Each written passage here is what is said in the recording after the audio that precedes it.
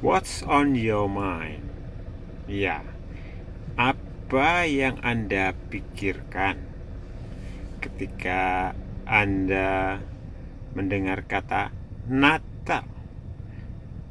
What's on your mind when you hear Christmas? Ya, mungkin yang ada di benak kita ketika mendengar Natal adalah Bethlehem. Ya, Bethlehem, tempat lahir Yesus Kristus. Atau mungkin damai. Bisa juga sukacita. Masing-masing orang punya pikiran sendiri-sendiri ketika mendengarkan Natal. Atau kado, kue, makan enak, baju baru, juru selamat. Ya, itu semua tidak salah karena memang pikiran kita bisa macam-macam ya. Tapi apa sebenarnya pesan Natal yang sebenarnya? Kita bisa baca Matius 20 ayat 28. Sama seperti anak manusia datang bukan untuk dilayani, melainkan untuk melayani dan untuk memberikan nyawanya menjadi tebusan bagi banyak orang. Ya, jadi Natal, Tuhan Yesus datang ke dunia itu untuk memberikan nyawanya menjadi tebusan. Dengan kata lain, Tuhan Yesus lahir untuk mati. Bisakah Anda bayangkan? Dia datang untuk mati gara-gara menebus dosa-dosa kita. Dosa-dosa kita semua tanpa tanya-tanya. Kau mau ditebus gak? Nggak. Semua ditebus. Nah, selain menebus, tadi dibilang dia datang untuk melayani, bukan untuk dilayani. Ya. Lantas melayani siapa? Siapa yang dilayani? Ya, tentu manusia. Kita ini. Kita harus tahu selama pelayanannya di dunia, Tuhan Yesus tidak hanya melayani hal-hal yang bersifat rohani, tidak hanya khotbah-khotbah saja.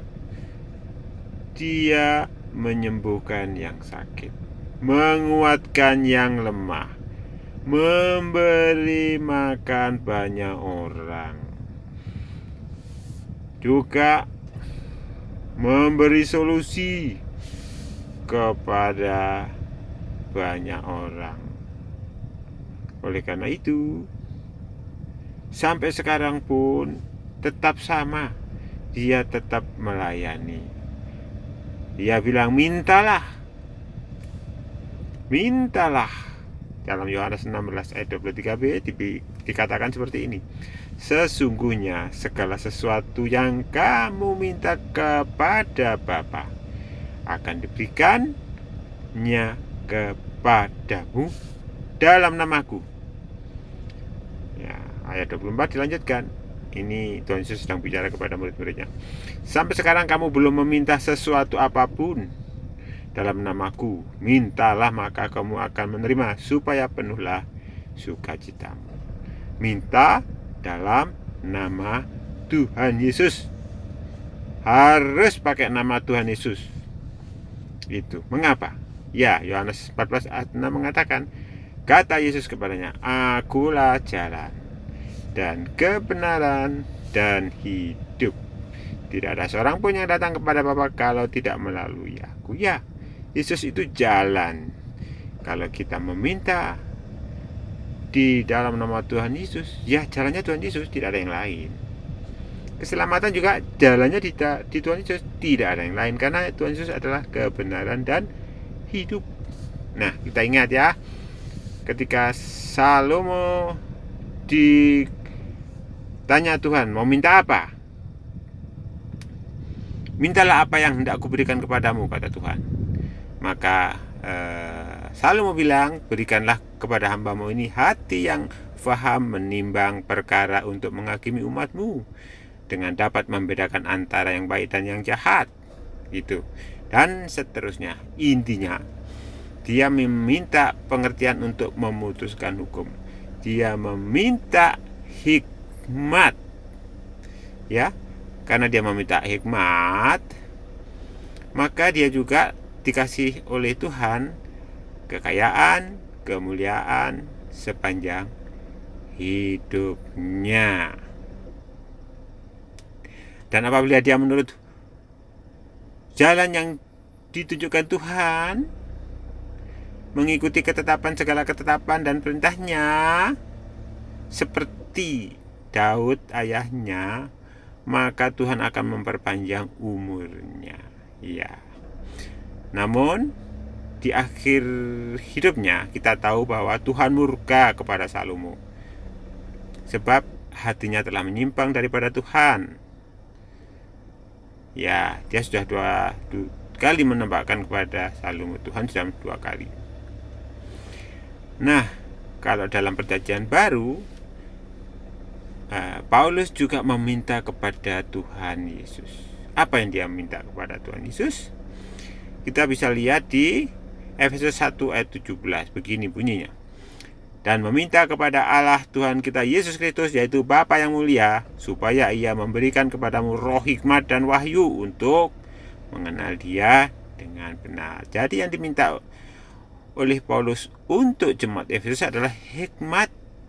Nah, sama dengan yang diminta Salomo. Tapi ada ketambahan dan wahyu untuk mengenal dia, Tuhan Yesus, dengan benar.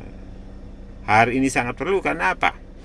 Karena tanpa pewahyuan kita tidak bisa mengenal Tuhan Yesus.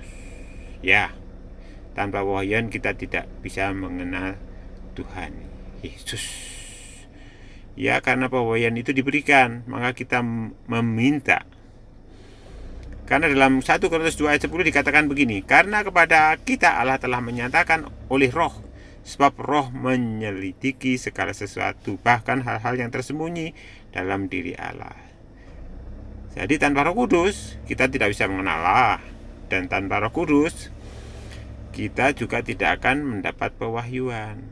Kalau kita tidak mengenal Allah, maka kita akan binasa, seperti yang dikatakan Hosea, umatku binasa karena tidak mengenal Aku.